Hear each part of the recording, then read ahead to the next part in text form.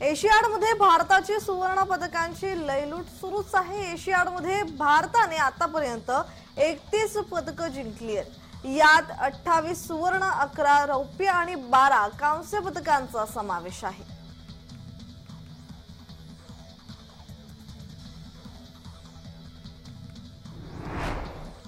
शरद पवार हे बारामतीत आहेत। त्यांना बारामतीतील गोविंद बाग या निवासस्थानी सकाळपासून भेटण्यासाठी कार्यकर्त्यांनी गर्दी केल्याचं पाहायला मिळतंय। शरद पवार यांच्या उपस्थितीत आज बारामतीतील विविध संस्थांच्या बैठकीचं आयोजन करण्यात आलेलं आहे। आज दिवसभर शरद पवार बारामतीत असतील।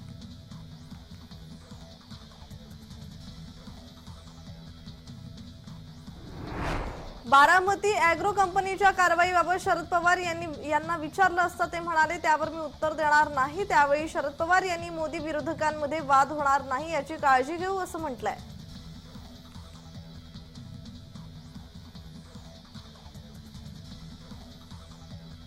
मुख्यमंत्री एकनाथ शिंदे यांच्याकडून बैठक बोलावण्यात आली आहे। ओबीसी समाजाच्या मागण्यांबाबत बैठक बोलावण्यात आली आहे। ओबीसी समाजाचे नेते या बैठकीला उपस्थित राहणार आहेत। ही बैठक सह्याद्री अतिथीगृहावर पार पडणार आहे। बैठकीवर सकल कुणबी कृती समितीने बहिष्कार टाकलाय।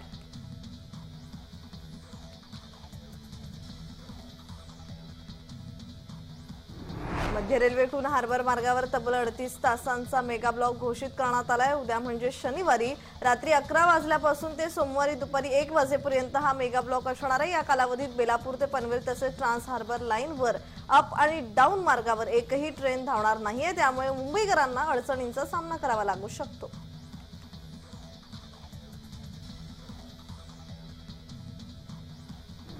रायगड जिल्हा मध्यवर्ती सहकारी बँकेच्या अध्यक्षपदी शेकापचे सरचिटणीस आमदार जयंत पाटील यांची सलग 6व्यांदा बिनविरोध निवड झाली। बँकेच्या संचालक मंडळाच्या निवडणुकीत शेकापच्या नेतृत्वाखालील मोदी विरोधी गटाचे सर्व 21 सदस्य निवडून आलेले आहेत।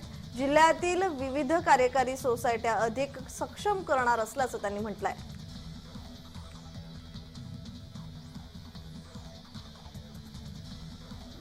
मणिपूरमध्ये मुख्यमंत्र्यांच्या घरावर हल्ल्याचा प्रयत्न झाला। इंफाळ पूर्वेकडील हिंगिंग भागात हवा जमावाने मुख्यमंत्री एन बिरेन सिंग यांच्या वडिलोपार्जित घरावर हल्ला करण्याचा प्रयत्न केला। यावेळी सुरक्षा रक्षक आणि जमाव यांच्यात संघर्ष झाला। सुरक्षा रक्षकांनी जमावाला घरापासून 100 मीटर अंतरावर थोपवलंय।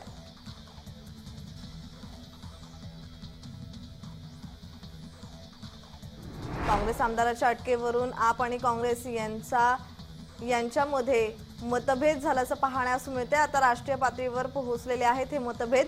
नेत्याच्या अटकेबद्दल विचारले असता काँग्रेसचे प्रमुख मल्लिकार्जुन खरगे यांनी गुरुवारी सांगितले की पक्ष अन्याय सहन करणार नाही आणि जे अन्याय करतात ते दीर्घकाळ राहत नाहीत। काँग्रेस नेत्याच्या अटकेवरून वाद निर्माण झाला असताना काँग्रेस अध्यक्षांच्या टिप्पणीमुळे विरोधकांच्या एकजुटीला धोका निर्माण होण्याची शक्यता आहे।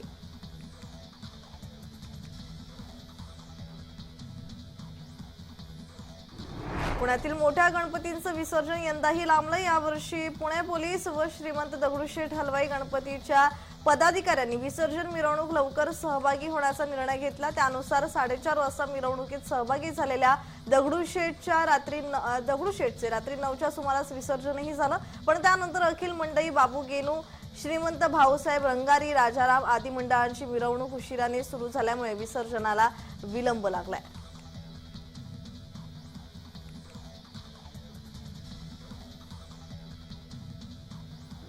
मुसळधार पावसामुळे नाग नदीला आलेल्या पुराचा फटका नागपुरात अनेक घरांना बसला। या घरांमध्ये असलेले सामान पुरते खराब झाले आहे। त्या घरांची साफसफाई करणे, गाळ उपसणे, कचरा काढणे अशी विविध कामे पाणी ओसरल्यानंतर समोर उभे ठाकले। त्यातही वरिष्ठ नागरिकांसाठी ही नवीच डोकेदुखी ठरली होती। अशा वेळी त्यांच्या मदतीसाठी डीएफ आर्मीचे स्वयंसेवक धावून आले आहेत। शिवानी दाणे यांनी या कामासाठी पुढाकार घेतलाय।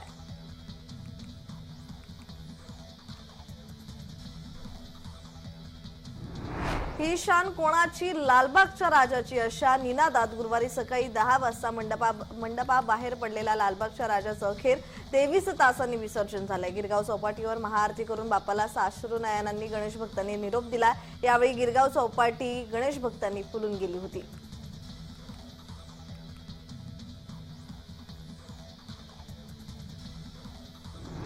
श्रीमंत दगडूशेठ हलवाई सार्वजनिक गणपती ट्रस्ट सुवर्णयुग तरुण मंडळाच्या वतीने ट्रस्टच्या 131व्या वर्षानिमित्त आयोजित गणेशोत्सवाची सांगता मिरवणूक लक्ष्मी रस्त्याने श्री गणाधीश रथातून काढण्यात आली। गुरुवारी रात्री 8:50 पांचाळेश्वर घाट येथे विसर्जन करण्यात आले।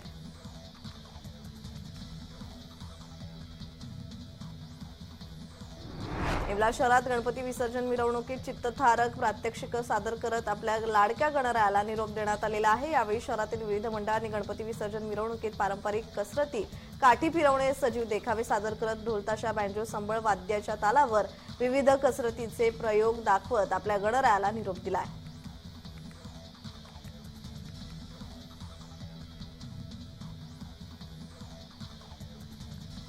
नागपूरमधील महाल परिसरातून निघणाऱ्या दक्षिणामूर्ती गणपती मिरवणुकीत केलेली आकर्षक आतिषबाजी पाहण्यासाठी मोठ्या संख्येने भाविकांनी गर्दी केल्याचं पाहण्यास मिळालंय।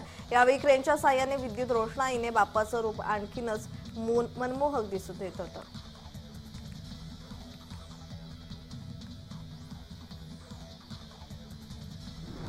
कल्याण लोकसभा मतदारसंघासाठी भाजप आणि शिंदे गटामध्ये काही दिवसांपासून रस्सीखेच सुरू असताना मनसेने त्यात उडी घेतली आहे। मनसे आमदार राजू पाटील यांच्या वाढदिवसानिमित्त उल्हासनगर शहरात मनसे कार्यकर्त्यांनी भावी खासदार असा उल्लेख असलेला फलक लावलाय।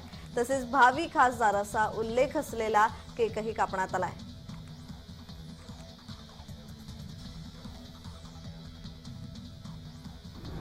राज्यात सर्वत्र गणेश विसर्जनाचा उत्साह पाहण्यास मिळाला। दुसरीकडे वरुण राजानेही बाप्पाला निरोप देण्यासाठी हजेरी लावल्याचं पाहण्यास मिळालं होतं। आज राज्यातील अनेक जिल्ह्यांना मुसळधार पावसाचा इशारा देण्यात आलाय। विदर्भात तर शेतकऱ्यांवर गणपती पावलाय, कारण हवामान खात्याकडून पुढचे काही दिवस पावसाचे असल्याचं सांगण्यात आलंय।